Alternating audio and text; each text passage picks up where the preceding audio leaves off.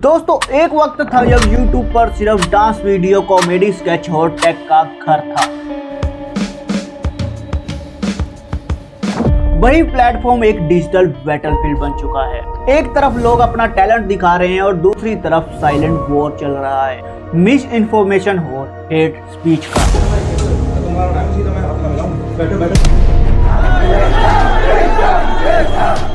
The most controversial day of this year के जिसको हमने अपने यहाँ पर मतलब नीचे तो ऊपर तक उठाया। ऐसे लगातार कुकिंग एल्विश ने करा, एल्विश ऐसा, एल्विश के लोग गवार है। राजवीर सिसोदिया 84 से राजपूत। आपने वन वर्सेस टू एक्सेप्ट करा है? सिर्फ 3 लोग बदमाशी कुछ नहीं है। एक जगह मिल लेंगे, फोन लाइव रख देंगे, अपनी औकात देखो। इस कंट्रोवर्सी के चलते बहुत से असामाजिक तत्व बाहर निकल कर आए। इस खाके की कसम प्रशासन आपको खाक में मिला देगा। मुझे सख्त हिदायत दी गई है कि मैं कुछ भी ऐसा ना करूं जिससे कि और किसी भी चीज का उल्लंघन हो। और इस वॉर के सोल्जर कोई बड़े पॉलिटिशियन नहीं बल्कि कुछ यूट्यूबर्स हैं। नाम तो सुना ही होगा। जय हिंद दोस्तों। तो तेरी भेड़ को हिंदुस्तानी वाऊ, एल्विश यादव और कई यूट्यूबर। निकल लौड़े, पहली फुर्सत में निकल, कोई जरूरत नहीं हिंदुस्तान को तेरी। जिन पर हमने डीप रिसर्च की है। मैं कुड़ियां दे कदी खिलाफ नहीं है, जिहदियां दो धीआं होण कदी कुड़ियां दे खिलाफ हो सकदा वे। तेरी मां दा पुੱਤਾ ਕੁੱਤੀ ਦਿਆ ਤੇ ਤੇਰੀ ਭੈਣ ਦਾ ਪੁੱਤਾ ਮੈਂ ਬਾੜਦਾ ਕੁੱਤੀ ਦਿਆ ਆਵੇ ਸੁਣ ਅੱਗੇ ਗੱਲਾਂ ਸੁਣ ਤੇਰੀ ਭੈਣ ਦਾ ਛੋਲਾ। तो सवाल तो ये है, YouTube का एक्सप्लोजन ऑफ कंटेंट क्या सच में सोसाइटी को कनेक्ट कर रहा है या डिवाइड? क्या ये प्लेटफॉर्म सच का जरिया है या एक ऐसी मशीन बन चुका है या कुछ व्यूज के लिए पॉइजन वायरल होता है और सच दब जाता है? दोस्तों ये रिसर्च किसी एक वीडियो को टारगेट नहीं करती, ये ब्रॉडर इन्वेस्टिगेशन है। एक x-ray scan of Indian YouTube 2019 से लेकर 2025 तक। दोस्तों हमने देखा कैसे कुछ क्रिएटर्स अपने कंटेंट से व्यूज नहीं कमा रहे बल्कि पब्लिक ओपिनियन को मैनिपुलेट कर रहे हैं। कैसे उनके वीडियोस का डायरेक्ट कनेक्शन है रॉयट से, वैक्सीन हेजिटेंसी से, इवन कम्युनल टेंशन से। 23 फरवरी 2020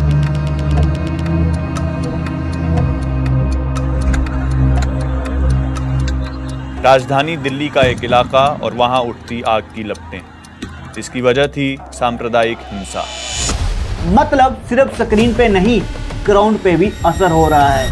दोस्तों इस वीडियो में हम देखेंगे कौन है ये क्रिएटर्स जो हेट या मिस इन्फॉर्मेशन फैला रहे हैं, सोसाइटी पर इसका रियल वर्ल्ड इम्पैक्ट क्या हुआ, गवर्नमेंट और यूट्यूब ने क्या स्टेप लिए, और सबसे इम्पोर्टेंट आज के जमाने में अगर कोई पावरफुल मीडिया है वो है यूट्यूब। और नंबर भी छुपा नहीं सकते, 500 मिलियन से ज्यादा इंडियन हर महीने यूट्यूब देखते हैं। हर कास्ट, हर रिलीजन, हर एज ग्रुप का इंसान इस पर है। अब सोचो जब किसी प्लेटफॉर्म पर इतना मैसिव रीच हो तो उस पर वायरल मिस इन्फॉर्मेशन का इम्पैक्ट भी उतना ही बड़ा होगा।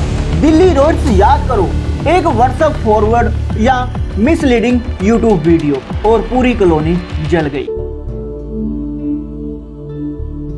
पूरे घर में आग लग गई है, जो रसोई का सामान है वो भी ले गए और लड़की का दहेज रखा था वो जल गया, जो सामान माल था हमारा वो जल गया, कुछ नहीं बचा, जब वो बस कपड़े बचे हैं। क्या सच में ये कोई इंसिडेंट था या वैक्सीन हेजिटेंसी का टाइम, जब लोगों ने सिर्फ एक इन्फ्लुएंसर की बात मानी हो हॉस्पिटल जाने से मना कर दिया? एक वीडियो किसी का भविष्य बदल सकती है, एक थंबनेल किसी की जान ले सकता है। तो क्या हमें अब सेंसरशिप चाहिए या फिर फ्री स्पीच को टच भी नहीं करना चाहिए? इस बैलेंस को कैसे मेंटेन करें? एक ऐसा बैलेंस ढूंढना होगा जो फ्री स्पीच को भी बचाए और एल्गोरिदम रेडिकलाइजेशन को भी रोके। ये रिसर्च कोई छोटी मोटी स्टडी नहीं है। हिंदुस्तानी भाऊ जैसे कंट्रोवर्शियल क्रिएटर जिसके वीडियो में गालियों के साथ नेशनलिज्म का तड़का मिलता है, एल्विश यादव धर्म की आड़ में मारपीट करना, माँ बहन की गंदी गालियां देना, पंजाब में एक इंस्टाग्राम इन्फ्लुएंसर का मर्डर हो जाता है और कैसे उस मर्डर को जस्टिफाई किया जाता है। बीते दिनों पंजाब के भटिंडा में सोशल मीडिया इन्फ्लुएंसर कमल कौर भाभी के नाम से मशहूर कंचन कुमारी की लाश उन्हीं की गाड़ी में मिली थी। कहता भी दस भी जनानी मारती भी ਸਿੰਘਾਂ ने जनानी मारती, मैं फिर तो इंदिरा गांधी भी ना मारती। पंजाब में कई यूट्यूबर्स हैं, मुंह पर तो गंदी गालियां और कहने को हम पंजाब के कल्चर को बचा रहे हैं। इन समाज सेवियों का कहना है माँ बहन की गंदी गालियां निकालना तो पंजाब का कल्चर है। अपने सुभाਅ 'ਚ ਜਾਂ ਆਪਣੇ ਖੂਨ 'ਚ ਜੋ ਆਪਾਂ ਲੜਦੇ ਹਾਂ ਤੇ ਆਪਾਂ ਗਾਲ ਕੱਢਦੇ ਗਾਲ ਬਿਨਾ ਸਾਨੂੰ ਸਾਥੋਂ ਲੜਿਆ ਹੀ ਨਹੀਂ ਜਾ ਪੰਜਾਬੀ ਤੋਂ ਪੈਰ ਕੱਢ ਕੇ ਗਾਲ ਕੱਢਦਾ ਨਾ ਤੇ ਦੂਜੇ ਬੰਦੇ ਦੇ ਪੈਰ ਨਿਕਲ ਜਾਂਦੇ आईटी रूल 2021 के अंदर क्या क्या क्लोज थे, क्या प्लेटफॉर्म ने उन्हें इन्फोर्स किया या फिर फाइल में लॉक करके रख दिया। हमने गवर्नमेंट रिपोर्ट, फायरवर्क और यूट्यूब की ऑफिशियल स्टेटमेंट को भी डिकोड किया। दोस्तों हमने रिसर्च किया कि किस रीजन, किस एज ग्रुप और किस एजुकेशन के लोग ज्यादा वल्नरेबल है। एग्जाम्पल के लिए टायर 2, टायर 3 सिटीज में मिस इन्फॉर्मेशन ज्यादा वायरल होती है। लोग सोर्स वेरीफाई नहीं करते, ट्रस्ट कर लेते हैं जिनको वो फॉलो करते हैं। तो दोस्तों अब हम जाने वाले हैं उन क्रिएटर्स के अंदर जो कंटेंट के नाम पर एजेंडा वायरल करते हैं। उन यूट्यूबर्स के पीछे का सिस्टम, उनका बिजनेस मॉडल, उनका कनेक्शन सब एक्सपोज होगा। बट रिमेंबर, ये सिर्फ उनका फॉल्ट नहीं है, सिस्टम भी उन्हें सपोर्ट करता है। और जब सिस्टम नहीं बदलेगा यूट्यूब पे सच और झूठ का फर्क और भी ब्लर होगा। Chapter 1 YouTube India dark side. दोस्तों यूट्यूब सिर्फ एक वीडियो शेयरिंग प्लेटफॉर्म नहीं रहा, ये एक पूरा डिजिटल सेंसर बन चुका है और इंडिया तो इसका कैपिटल सिटी बन गया है। हर दिन, हर घंटे, हर सेकंड वीडियोस अपलोड हो रही हैं और हम और तुम जैसे लोग उन्हें बिंग कर रहे हैं। 462 मिलियन यूजर सिर्फ इंडिया में हैं, 22 बिलियन हर दिन व्यूज आते हैं और 65% मेल ऑडियंस है, यानी हर तीसरा इंडियन यूट्यूब पर है। और उनमें से बहुत सारे हर रोज ज्यादा से ज्यादा रेडिकल कंटेंट देख रहे हैं और क्रिएटर्स हर महीने 72,000 न्यू चैनल बना रहे हैं और हर एक मिनट 500 से ज्यादा घंटों का कंटेंट अपलोड हो रहा है। इतना कंटेंट तो नेटफ्लिक्स भी नहीं बना पाता जितना यूट्यूब इंडिया एक दिन में देख लेता है। पर अब एक ट्विस्ट सुनो, यूट्यूब पर 60% से ज्यादा कंटेंट हिंदी, तमिल, बंगाली जैसे रीजनल लैंग्वेज में होता है। और गेस करो, यूट्यूब की कंटेंट मॉडरेशन AI इंग्लिश और ग्लोबल नॉर्म्स के अराउंड बनी है, यानी रीजनल लैंग्वेज में गालियां, hate speech, miss information easily slip हो जाती है। इसका मतलब जितनी मर्जी गालियां निकालो आपको कोई देखने वाला नहीं है। और पंजाब का तो ये कल्चर है, गालियां निकालना, माँ बहन के कपड़े उतारना अपने मुंह से। वैसे कहने को हम पंजाब के कल्चर को सेव कर रहे हैं। देखिए ये वीडियो। ਸੋ ਪੰਜਾਬ ਦੇ ਲੋਕੋ ਤੁਹਾਨੂੰ ਬਾਰ-ਬਾਰ ਤੁਹਾਡੀਆਂ ਜ਼ਮੀਰਾਂ ਨੂੰ ਕਦੋਂ ਤੁਸੀਂ ਉੱਠੋਗੇ ਭੈਣ ਜਦੋਂ ਖਿੱਚ ਲਾ ਯਾਰ ਭੈਣ ਦਾ ਲੌੜਿਆ ਭੈਣ ਦੀ ਫੁੱਦੀ ਆ ਵਾ। ये पंजाब का बहुत फेमस समाज सेवी है, इसने पंजाबी भाषा को बचाया। कभी कभी मुझे लगता है पंजाब पाकिस्तान बन रहा है। पाकिस्तान में भी धर्म को आगे रखकर कुछ भी कर लो, लोग आपकी तारीफ करेंगे। चाहे आप मर्डर क्यों ना कर लो तब भी आपकी तारीफ करेंगे, क्योंकि आप धर्म के रक्षक बन जाते हैं। पंजाब में आजकल अफगानिस्तान जैसे दृश्य भी देखने को मिलते हैं। यहाँ पर लड़कियों को आजाद रहने की इजाजत नहीं मिलती। हैरानगी होती है आज भी 2025-21वीं सदी में कि पढ़े लिखे लोग कह रहे हैं कि लड़कियों का काम ही है बच्चे पैदा करना और उनका पालन पोषण करना, यही उसका काम है, इसीलिए पैदा हुई है। पंजाब आजकल रेडिकल सोच की ओर जा रहा है, तरक्की तो दूर की रही बात। ये वीडियो देखिए।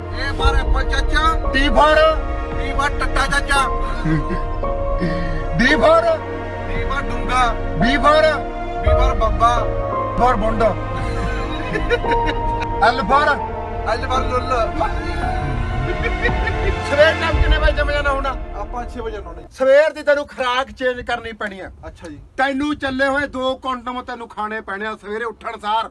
ਜਦੋਂ ਤੂੰ ਜਿਮ ਜਾਏਗਾ ਜਾਂ ਉੱਠਣ ਸਾਰ ਤੈਨੂੰ ਖਾਣੇ ਪੈਣੇ। ਫਿਰ 2 ਕੰਡਮ ਜੀ? ਹਾਂ 2 ਕੰਡਮ ਚੱਲੇ ਹੋਏ। ਹਾਂ ਵੱਧ ਘੱਟ ਨਾ ਬੋਲਿਓ, ਭੈਣ ਤੇ ਤਾਂ ਬੁੰਡ ਵੱਢ ਕੇ ਬਰਾਡਾ ਲੈ ਦਾਂਗੇ। ਬਰਾਡਾ ਤੁਹਾਡੀ ਭੈਣ ਦੇ ਲਾਣ ਤੁਹਾਨੂੰ ਐਵੇਂ ਲੱਗਦੇ ਨੇ, ਪਖੇਤਾਂ ਗੁੱਤਾਂ ਹੀ ਫਿਰਦੇ ਨੇ, ਪਿੰਡਾਂ ਵਾਲੇ ਕੋਈ ਤੁਰੇ ਫਿਰਦੇ ਨੇ। ਭੈਣ ਤੇ ਤਾਂ ਰਿਕਾਰਡ ਤੇ ਕਰੋ 3-4 ਦਾ ਜੇਲ੍ਹ 'ਚ ਬੱਠ ਰਹੇ ਜਵਾਨ ਨਹੀਂ है। कहने को तो लोगों के पैसे वापस दिला रहा है, लेकिन उसके बोलने की सेंस देखिए। माँ बहन की गालियां शरेआम यूट्यूब पर, और कमेंट्स में लोग लिखते हैं वाह बहुत अच्छा किया, मजा आ गया, ऐसे ही करना चाहिए। और ये खुद बोलता है गालियों के बिना लोग सुनते नहीं है। मैं इनसे पूछना चाहता हूँ, आप हर समय, हर टाइम, हर मिनट में इतिहास बहुत करते हो। हमारे इतिहास में ये हुआ, हमारे इतिहास में वो हुआ। जब गुरु गोविंद सिंह जी थे उनका इतना युद्ध चल रहा था, क्या वो भी गालियां देते थे? आप इतिहास आगे कर रहे हो हर बात में कि हमने ऐसा किया, हमारे इतिहास ने वैसा किया। पंजाब की हिस्ट्री बहुत रिच है, लेकिन आप जैसे लोग हिस्ट्री को बर्बाद कर रहे हो। पंजाब की हिस्ट्री ने बहुत बलिदान दिए, उन्होंने बहुत कुछ किया पंजाब के लिए, लेकिन आप क्या कर रहे हो ये बताइए। आपने कौन सा इतिहास लिखा? गालियों का, माँ बहन की इज्जत लूटना, वो भी अपने मुंह से, उसके कपड़े उतारना अपने मुंह से। मानिए यहाँ दो लोगों की लड़ाई हो रही है, मैं दूसरे आदमी को गाली दे रहा हूँ, उस आदमी को 1% भी तकलीफ नहीं हो रही, उसको मैंने कुछ नहीं कहा। जो घर में बर्तन धो रही है, बच्चे को संभाल रही है, उसकी इज्जत लूटी जा रही है। मेरा मानना है जो इंसान माँ बहन की गालियां निकालता है वो कभी भी लड़की की इज्जत नहीं कर सकता। तो दोस्तों, एल्गोरिदम ने हिंदुस्तानी भाव के लिए भी फेयर का मतलब समझा है, या फिर यूट्यूब इंडिया के लिए एक छोटा सा मार्केट है जहाँ कुछ भी चलेगा। टाइपोलॉजी ऑफ हार्मफुल कंटेंट, ये जहर किस किस फॉर्म में आता है आज समझते हैं। टॉक्सिक कंटेंट एक ही शेप में नहीं आता, ये हर एंगल से अटैक करता है, जैसे एक मल्टी हेडेड मॉन्स्टर। जैसे मैंने आपको पहले पंजाब की एग्जांपल दी कि कैसे लोगों के पैसे वापस कराने के नाम पर माँ बहन की गंदी गालियां देना। मान लीजिए आपका बच्चा 9-10 साल का है और आपका बच्चा वो वीडियो देख रहा है, तो उसको लगेगा किसी से कोई चीज वापस लेनी है तो उसको माँ बहन की गंदी गालियां निकालो तो ही वो सुनेगा। ऐसे ही पंजाब की एक इन्फ्लुएंसर इंस्टाग्राम पर रील बनाती थी जिसको मार दिया गया। क्यों मारा? कहते थे वो अडल्ट कंटेंट बनाती थी और उससे हमारे बच्चों पर गलत असर पड़ता है। अब इनकी गंदी गालियों से किसी को असर नहीं पड़ता क्योंकि पंजाब का कल्चर है। दोस्तों, एक वीडियो में गालियां और कम्युनल स्लोगन्स, दिल्ली जल गया, एक और में कोरोना का देसी इलाज, 20% लोग वैक्सीन से दूर हो गए, और जब इलेक्शन आए डीप फेक्स ने डेमोक्रेसी का रेप कर दिया। इसका मतलब एक शेयर, एक लाइक सिर्फ एंगेजमेंट नहीं, रियल इम्पैक्ट क्रिएट करता है और कभी कभी लहू भी बहाता है। अब मिलते हैं यूट्यूब का सबसे कंट्रोवर्शियल स्टार, हिंदुस्तानी भाऊ। पीछे पड़ा है क्यों? हम लोग तो तेरे को चोदने के पीछे लगे ले।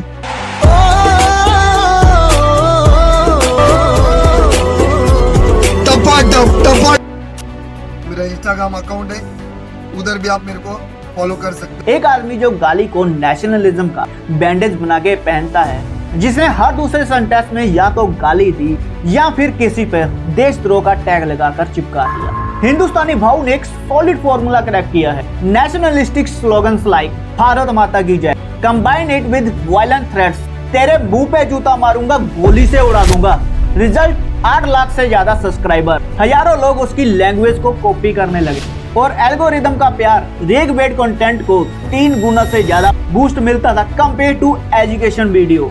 एल्गोरिदम को फर्क नहीं पड़ता कंटेंट अच्छा है या बुरा है, उसे सिर्फ एंगेजमेंट चाहिए। और बाऊ ने तो एंगेजमेंट का बॉम्ब फोड़ दिया और पूरा प्लेटफॉर्म हिल गया। फिर एक दिन बाउंड्री क्रॉस हो गई। बाऊ ने एक stand up comedian Agrima Joshua पर ओपन रेप थ्रेट दे दिया। नारी शक्ति के नाम पर क्या क्या बोल गया। लोगों ने प्रोटेस्ट किया, एफआईआर हुई। रिजल्ट, बाऊ बास अरेस्टेड और रिपोर्ट्स के हिसाब से उसकी वीडियो और पोस्ट की वजह से लॉ इन्फोर्समेंट और डिजिटल सेफ्टी पे 408 मिलियन का डैमेज हुआ। एक डिजिटल पर्सोना रियल वर्ल्ड का नाइटमेयर बन गया। दोस्तों, पर क्या हुआ बाद में? बाऊ ने एक नया चैनल बनाया, हिंदुस्तानी बाऊ अनसेंसर्ड। एल्गोरिदम ने फिर प्यार दिया, व्यूज फिर से आने लगे और हेट का साइकिल फिर से शुरू हुआ। दोस्तों, जब एक क्रिएटर कैंसिल होता है पर उसके लिए प्लेटफॉर्म के रूल्स फ्लेक्सिबल हो जाते हैं। जैसे हमारे कहावत है, जो बंदा एक बार जेल चला गया या तो वो सुधरेगा या फिर और बिगड़ेगा। तो क्या हम सच में सेफ हैं या फिर साइलेंस बिफोर नेक्स्ट टर्म? दोस्तों, ये तो बस एक नाम था, पर ऐसे हिंदुस्तानी बाऊ हजारों हैं जिनकी रीच है, इम्पैक्ट है और एल्गोरिदम की शील्ड है। अगले चैप्टर में हम डीप डाइव करेंगे कैसे यूट्यूब का एल्गोरिदम खुद मॉन्स्टर बन गया, जो रे को रिवॉर्ड करता है और रीजन को इग्नोर करता है, और कैसे इसने इंडिया में एक वॉर जोन क्रिएट कर दिया।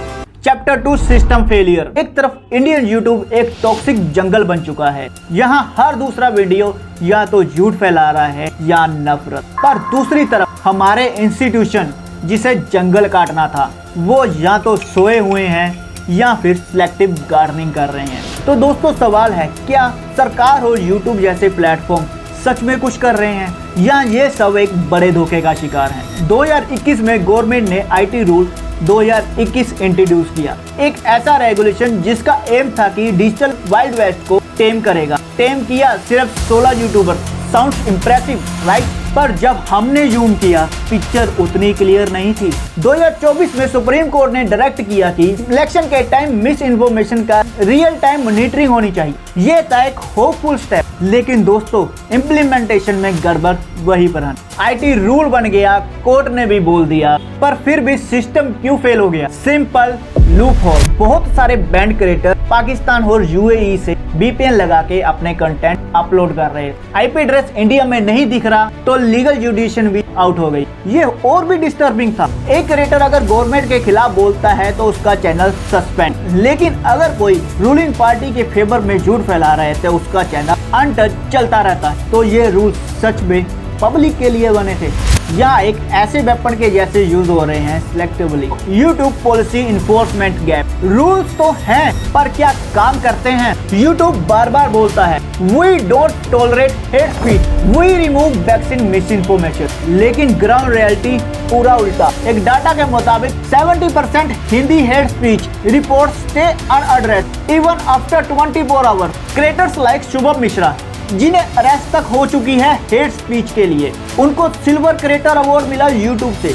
मतलब पहले प्लेटफॉर्म उसे वायरल करता है फिर उसे रिवॉर्ड देता है। मैं भी 2-4 गालियां निकाल देता हूँ, हेट स्पीच दे देता हूँ, शायद मेरा वीडियो भी वायरल हो जाए। यार मुझे वायरल नहीं होना, लोगों के दिलों में राज करना है। फिर जब बैकलैश होता है तो टेम्पररी स्ट्राइक लगाकर भूल जाते हैं। दोस्तों YouTube के पास AI है मॉडरेशन के लिए, पर वो AI भी लिमिट पे है। एक human moderator is equal to 1 lakh regional video. AI can't understand coded hate, जैसे लव जिहाद, भारत के दुश्मन, देशद्रोही जनता।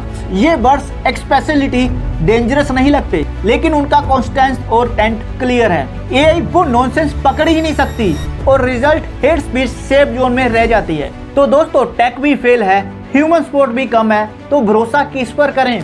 सबसे खतरनाक बात है जब टॉक्सिसिटी के अगेंस्ट एक्शन लेने के बजाय रूलिंग सिस्टम खुद उसका पार्ट बन जाए। और इंडिया में तो खुला राज है। 9 लाख से ज्यादा व्हाट्सएप प्रमुख बनाए गए जिनका काम माइक्रो टारगेटिंग, मतलब हर कास्ट हर कम्युनिटी को कस्टम प्रोपोगेंडा देना। अब आओ YouTube पे ऐसे ही प्रो गवर्नमेंट चैनल्स जैसे my nation, Republic Bharat openly anti minority content spread कर रहे हैं बिना किसी कॉन्सिक्वेंस के। शाहीन बाग के देशद्रोही, मुस्लिम वोट बैंक के गुंडे, ऑल ट्रेंडिंग। एल्गोरिदम भी इनका दोस्त, सरकार भी, तो कौन रोकेगा इन्हें? डाटा के मुताबिक 400% राइज रीजनल हेट क्राइम्स 2013 से लेकर 2023 तक। एक तरफ क्रिएटर्स जहर फैला रहे हैं, दूसरी तरफ प्लेटफॉर्म उनका साथ दे रहे हैं और तीसरी तरफ पॉलिटिकल मशीनरी उनको शील्ड कर रही है। रिजल्ट कॉमन मैन सफर कर रहा है और देश का फैब्रिक धीरे धीरे फट रहा है। तो दोस्तों जब सिस्टम भी फेल है, प्लेटफॉर्म भी बाइस्ड है और पॉलिटिशियन भी उनके साथ में है, तो उम्मीद किससे करें? अगले चैप्टर में हम बात करेंगे कैसे कुछ लोग, कुछ क्रिएटर्स इस गंदी धारा के अगेंस्ट खड़े हुए और कैसे उनके एफर्ट्स को या तो दबाया गया या इग्नोर किया गया। Chapter 3 radical audience. तो दोस्तों अब तक हम समझ चुके हैं YouTube एक प्लेटफॉर्म नहीं है, ये एक वेपन बन चुका है जिसका इम्पैक्ट सीधा सोसाइटी के DNA तक पहुंच चुका है। पर सबसे बड़ा क्वेश्चन ये है कि इस पे सबसे ज्यादा असर हो रहा है और इस डिजिटल अंधेरे से निकलने का रास्ता क्या है? Radicalised male audience. सबसे ज्यादा इम्पैक्ट किन पे है? पहले डेमोग्राफिक्स की बात करते हैं। रिसर्च ने एक शॉकिंग पैटर्न दिखाया। रेडिकल हेट बेस्ड कंटेंट का सबसे बड़ा कंज्यूमर मेल ऑडियंस है। यंग इंडियन मेल्स हैं। हिंदुस्तानी वाव viewership 97% male. Political hate content 75% male audience. Males are 11 multiply more likely to be show extremist content compare to female audience. तो ये कोई coincidence नहीं है दोस्तों, ये एक पैटर्न है जिसका रिलेशन है algorithm, gender insecurity, radical masculinity से।